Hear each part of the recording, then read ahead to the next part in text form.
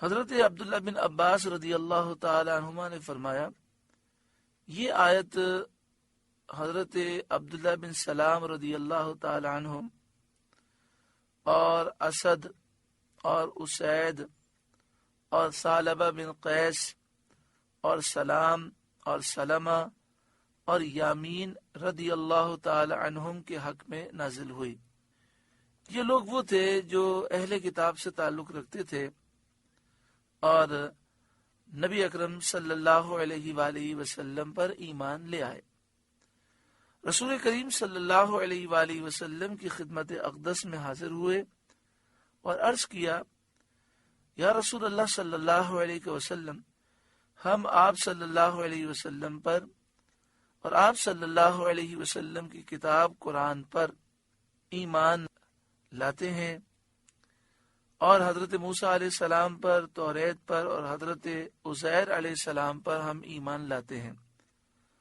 اور اس کے سوا باقی کتابوں اور رسولوں پر ہم ایمان نہ لائیں گے۔ حضور صلی اللہ علیہ وآلہ وسلم نے ان سے فرمایا کہ تم اللہ پر اور اس کے رسول محمد صلی اللہ علیہ وآلہ وسلم پر اور قرآن پر اور اس سے پہلی ہر کتاب پر ایمان لاؤ۔ اس پر یہ آیت نازل ہوئی، وَمَن يَكْفُرْ بِاللَّهِ وَمَلَائِكَتِهِ، اور جو نہ مانے اللہ اور اس کے فرشتوں کو، وَكُتُبِهِ اور کتابوں کو، وَرُسُلِهِ اور رسولوں کو، وَالْيَوْمِ الْآخِرِ اور قیامت کے دن کو، جو کوئی انکار کرے اللہ کا، یعنی جو اللہ کو نہ مانے، اس کے فرشتوں، اس کی کتابوں، اس کے رسولوں اور قیامت کے دن کو نہ مانے، یعنی ان میں سے کسی ایک کا بھی انکار کرے، کہ ایک رسول اور ایک کتاب کا انکار بھی سب کا انکار ہے، فَقَدْ ضَلَّ ضَلَالًا بَعِيدًا، تو وہ ضرور دور کی گمراہی میں پڑا، یعنی بہت دور برباد ہو گیا وہ شخص۔ إِنَّ الَّذِينَ آمَنُوا، بے شک وہ لوگ جو ایمان لائے، ثم کفروا پھر کافر ہوئے، ثم آمنوا پھر ایمان لائے، ثم کفروا پھر کافر ہوئے، ثم ازدادوا کفرا پھر اور کفر میں بڑھ گئے۔ شان نزول اس کا یہ ہے کہ حضرت عبداللہ بن عباس رضی اللہ تعالی عنہما نے فرمایا، یہ آیت یہودیوں کے بارے میں نازل ہوئی جو حضرت موسیٰ علیہ السلام پر ایمان لائے، ان الذین آمنوا، بے شک وہ لوگ جو ایمان لائے، پھر بچڑے کی پوجا کر کے کافر ہو گئے، ثم کفروا پھر وہ کافر ہوئے، پھر اس کے بعد انہوں نے توبہ کی اور ایمان لائے، ثم آمنوا، تو یا فرمایا پھر وہ ایمان لائے، پھر حضرت عیسیٰ علیہ السلام اور انجیل کا انکار کر کے کافر ہو گئے، ثم کفروا پھر کافر ہوئے، ثم ازدادوا کفرا پھر سید عالم صلی اللہ علیہ وآلہ وسلم اور قرآن پاک کا انکار کر کے اور کفر میں بڑھ گئے۔ ایک قول یہ ہے کہ یہ آیت منافقین کے بارے میں نازل ہوئی کہ وہ ایمان لائے، پھر ایمان لانے کے بعد کافر ہو گئے، پھر وہ ایمان لائے یعنی انہوں نے اپنے ایمان کا اظہار کیا تاکہ ان پر مومنین کے احکام جاری ہوں، پھر کفر میں بڑھے یعنی کفر پر ان کی موت ہوئی۔ تو فرمایا جو لوگ ایسے ہیں، لم یکن اللہ لیغفر لہم، اللہ ہرگز انہیں نہ بخشے گا، یعنی جب تک کفر پر قائم رہیں اور کفر پر مریں ان کی بخشش نہ ہوگی، کیونکہ کفر بخشا نہیں جاتا، مگر جب کافر توبہ کرے اور ایمان لائے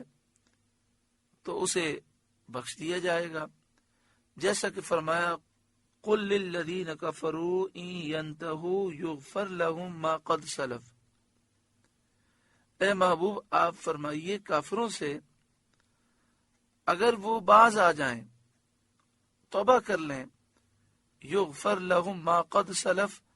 تو جو گزشتہ گناہ ہوئے سب انہیں معاف کر دیے جائیں گے۔ تو یہاں جو فرمایا گیا لم یکن اللہ لیغفر لہم، اللہ ان کی ہرگز بخشش نہیں فرمائے گا، مراد یہ ہے کہ وہ اگر اسی حالت پر قائم رہے اور اسی حالت میں مر گئے تو بخشش نہ ہوگی۔ اگر یہ توبہ کر لیں اور ایمان لے آئیں سچے دل سے تو اللہ تعالیٰ ان کے گناہ بخش دے گا۔ وَلَا لِيَهْدِيَهُمْ سَبِيلًا، اور نہ انہیں راہ دکھائے گا، یہ جنت کا راستہ نہیں دیکھ سکیں گے اگر اسی کفر میں مر گئے۔ بشر المنافقین بأن لهم عذابا علیما، خوشخبری دیجئے منافقوں کو کہ ان کے لیے دردناک عذاب ہے۔ الذین یتخذون الکافرین اولیاء من دون المؤمنین، وہ منافقین جو مسلمانوں کو چھوڑ کر کافروں کو دوست بناتے ہیں۔ ایبتغون عندهم العزت، کیا ان کے پاس عزت تلاش کرتے ہیں؟ فإن العزت للہ جمیعا، تو بے شک ساری عزت اللہ ہی کے لیے ہے۔ یہ منافقین کا حال ہے جن کا خیال تھا کہ اسلام غالب نہ ہوگا، اور اس لیے وہ کفار کو قوت والا اور شوقت والا سمجھ کر ان سے دوستی کرتے تھے اور ان سے ملنے میں عزت جانتے تھے۔ باوجود اس کے کافروں کے ساتھ دوستی سے منع کیا گیا اور ان کے ملنے سے عزت کا طلب کرنا باطل ہے۔ یعنی اس میں ان منافقوں کا رد ہے کہ جو یہ سوچتے تھے کہ اسلام غالب نہیں ہوگا لہذا کافروں سے بنا کے رکھی جائے، کیونکہ کافر مالدار ہیں، عہدہ منصب ان کے پاس ہے، شوقت قوت ان کے پاس ہے، شہرت ان کے پاس ہے، وہ یہ سمجھتے تھے تو کافروں سے دوستی کرتے، ان کو راز پہنچاتے تاکہ مشکل میں یہ ہمیں کام آئے۔